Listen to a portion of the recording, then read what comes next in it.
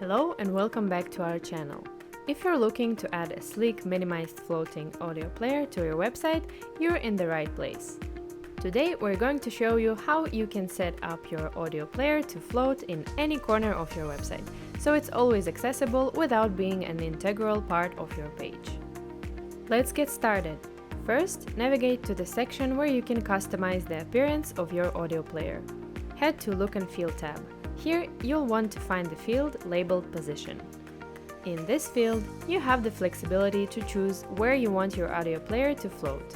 You can select any corner of the website: top right, top left, bottom right, or bottom left.